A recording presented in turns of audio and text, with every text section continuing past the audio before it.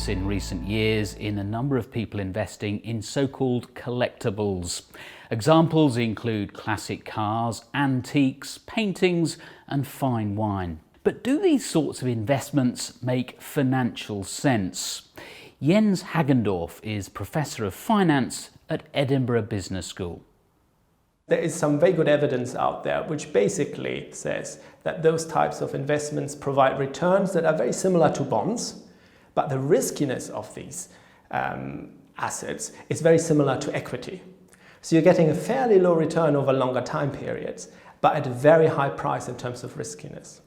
And next to the riskiness, investors in collectibles also have to bear in mind that the transaction costs can be very large. That is, if you're using auctions to buy or sell these items, you're looking at double-digit percentage transaction costs. If you're using other means of exchanges, those always include very large transaction costs. For wine or physical metals, there's large storage costs involved. So there are huge costs involved, and the returns overall don't justify it. So why are collectibles particularly risky? They are, after all, tangible assets.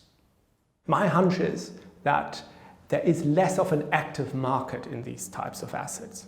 So when we're looking at stocks, we are looking at potentially thousands of buys and sells per minute in some of these stocks.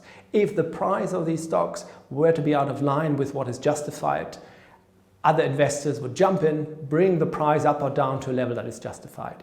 If you're looking at, I don't know, auctioning off a painting, and you may have a few buyers in the room and a few on the telephone, you are looking at a very different type of market.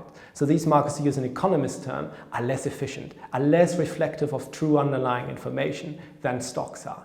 A common mistake that investors make is viewing collectibles as good diversifiers. They're not. The prices of fine art correlate very highly with stock market returns. It's often because investors who may have made money in the stock markets then decide to invest some of that money in arts for their offices, for instance. So there is that link, meaning it's not a very good diversifier for those types of investors who are interested in diversifying away from the standard asset classes, because they will find there is still a big correlation. When the stock market drops sharply, so will the prices of art at auction houses, for instance. Ultimately, you have to decide whether you'll enjoy owning, say, a classic car or a beautiful painting. You certainly shouldn't invest solely for financial reasons. There are investors who will greatly enjoy owning particular artwork, and if they get enough enjoyment out of this, then that's absolutely fine. But nonetheless, if the point of that purchase is to invest in an asset that you expect to give you a good return for an acceptable level of risk, it's not a good investment. They're very risky, and returns on average are fairly modest. So the bottom line is, does it really matter to you if the monetary value of your investment falls substantially? If it does, then collectibles probably aren't for you.